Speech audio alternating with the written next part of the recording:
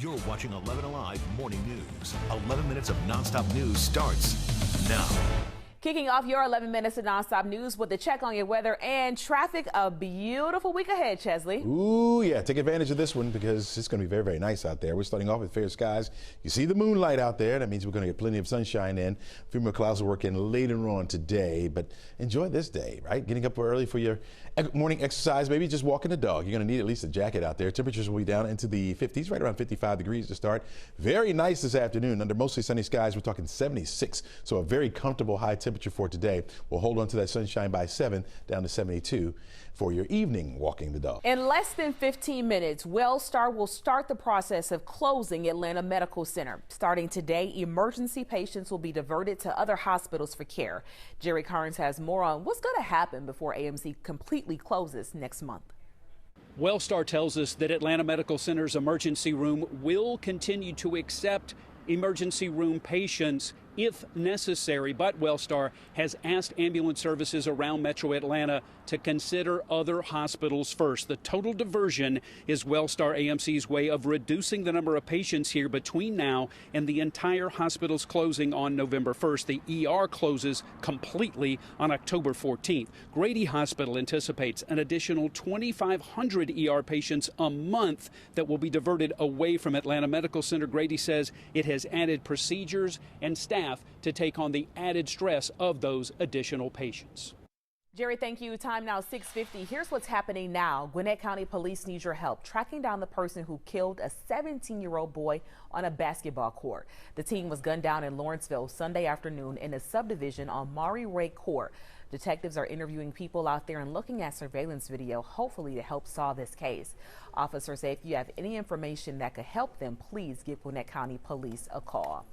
Atlanta 911 dispatchers are asking for something simple this morning. They don't want people calling 911 when it's not an emergency. Just listen at one example of the kinds of calls they get all the time. The red light is so long, it's so infuriating. It is a crime, and I'd like to press charges, I guess. Press charges on who? I guess against the city for kidnapping me and holding me hostage at that traffic light. Dispatchers say calls like these just waste everyone's time. Time, energy that responders could be using to save someone's life. A University of Georgia student is facing charges this morning accused of making terroristic threats. UGA police say the first-year student made the threats on Yik Yak. It's an anonymous messaging app unless people need to investigate something like this. Officers say the student was arrested Sunday morning. We're told that suspect is from Virginia and was living in Brumby Hall. Authorities say he was taken to jail. The Atlanta Braves are on the cusp of clinching their 5th straight National League East title. The World Series champs swept the Mets this past weekend in a 3-game series. The Braves are now 2 games ahead of New York in the NL East. Tonight, Atlanta takes on Miami down in Florida. So any combination of one Atlanta win or one Mets loss would give the Braves another division title. It's not the end of the project, but it's a really significant, impactful portion of the project that's coming your way very soon. Significant is an understatement. We're talking about multiple lane closures on 285 in both directions for an extended period of time. GDOT will make that announcement at 9 a.m. this morning. We will have that at 11alive.com. And of course, we'll be covering it for quite some time. Aisha? Crash, thank you. Happening today, President Biden is headed to Puerto Rico to take a look at the devastation from Hurricane Fiona. It is the first stop he's making this week on Wednesday. The president will travel to Florida, where historic search and rescue efforts are happening following Hurricane Ian. NBC's Chris Pallone has the latest on that. I'm Chris Pallone in Fort Myers, Florida, where search and rescue operations continue 5 days after Hurricane Ian struck. So far, rescue crews have been able to recover about 2,000 people and bring them to safety, 150 pets over the weekend. Many of the efforts were concentrated on Sanibel Island, which will be cut off from the mainland because the causeway to it was destroyed in the storm. The Today Show will have much more on this coming up. Today marks a new term for the nation's highest court, and for the first time, a black woman will be on the bench. Justice Ketanji Brown Jackson will officially start serving her first term on the Supreme Court today. She will be the 3rd black justice to serve on the court, and for the first time, the court will have 4 women as justices all at the same time.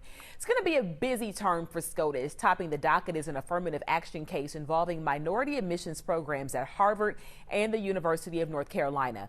Court observers wonder whether more than 40 years of affirmative action could be at risk since the justices overturned Roe v. Wade.